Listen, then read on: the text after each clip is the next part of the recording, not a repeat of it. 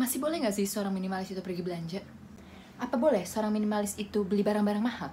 Boleh nggak sih seorang minimalis punya barang lebih dari satu? Dah.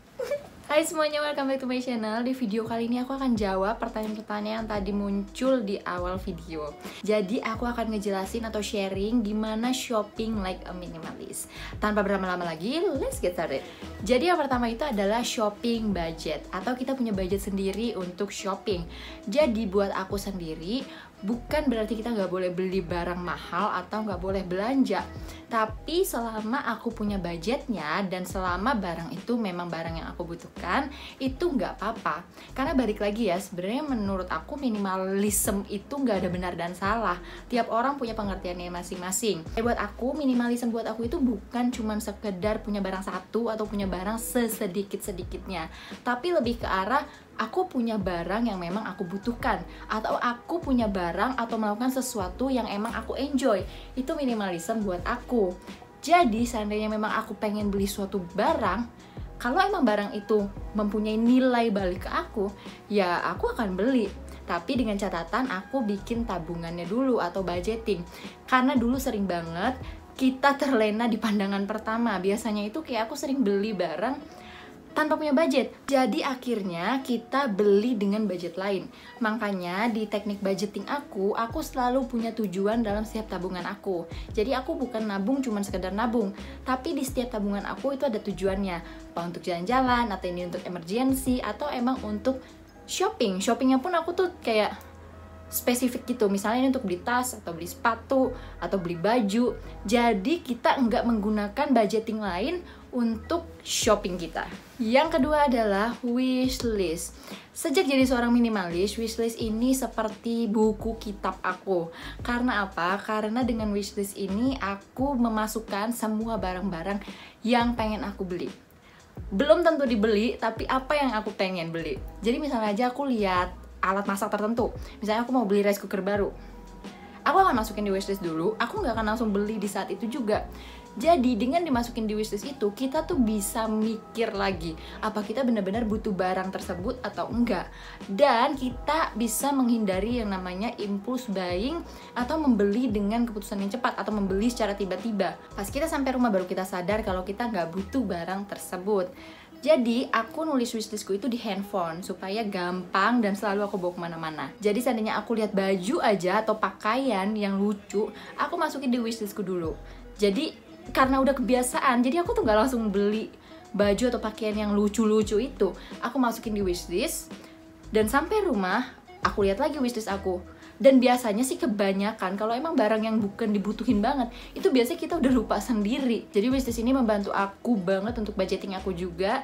Karena kalau nggak pakai wishlist, kita kayak suka sembarangan beli kayak gitu. Yang ketiga adalah ask yourself question.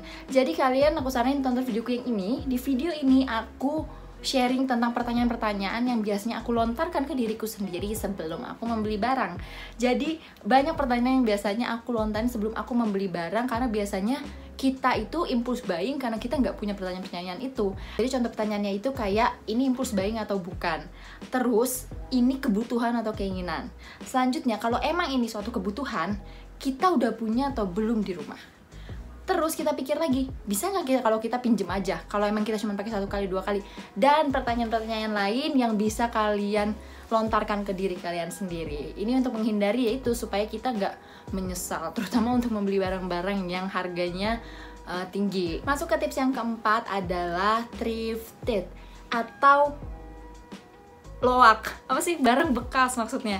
Jadi aku ngerti kok di Indonesia itu kayaknya belum terbiasa, karena aku juga baru mulai thrifting itu di Filipina ini. Karena jujur aku di Indonesia itu nggak pernah beli barang bekas karena gengsi.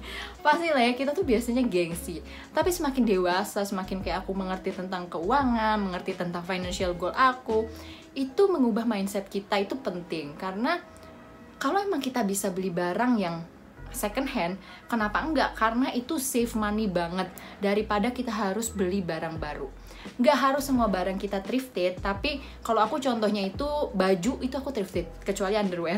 Tapi untuk baju kayak misalnya jaket, celana, atau coat, pokoknya baju-baju yang menurut aku masih bisa aku pakai, dan kebanyakan sih barang thrifted di sini ya di Filipina itu masih bagus sih. Ya sebenarnya tergantung kita milihnya itu gimana. Tapi baik lagi, biasanya itu kita gengsi. Kalau aku sendiri, ngapain sih mikirin gengsi? Kayaknya kalau aku lebih malu aku pura-pura kaya daripada aku thrifted.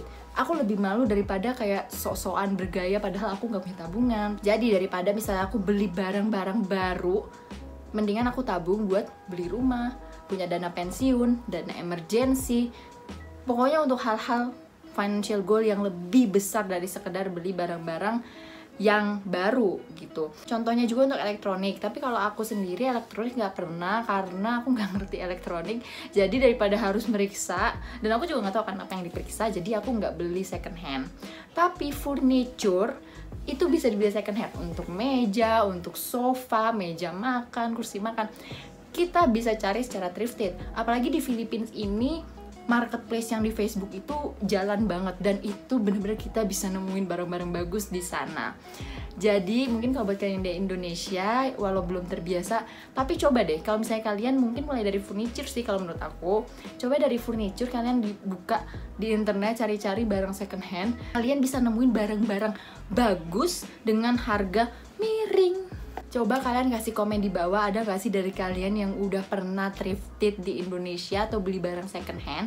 Kalau iya, kalian kasih tahu, tulis di komen bawah barang apa yang kalian beli dan gimana pendapat kalian tentang beli barang second hand itu. Apa kalian puas? Kalian mau kayak gitu lagi atau kalian kapok? Tulis komen di bawah. Masuk ke tips yang nomor 5. Ini yang terakhir, yaitu adalah do research. Ini terutama untuk barang-barang dengan harga mahal. Biasanya itu elektronik ya, kayak misalnya aku mau beli handphone, laptop, pokoknya barang-barang yang harganya tinggi. Aku ngelakuin researchku dulu karena gak mau rugi. Karena kan kita ngeluarin uang yang cukup besar untuk beli barang-barang itu. Kalau kita nggak nge-research, akhirnya kita beli barang yang zonk. Bukan artinya barang jelek, tapi maksudku kita membeli barang yang nggak sesuai dengan kebutuhan kita atau nggak sesuai dengan apa yang kita ekspektasikan.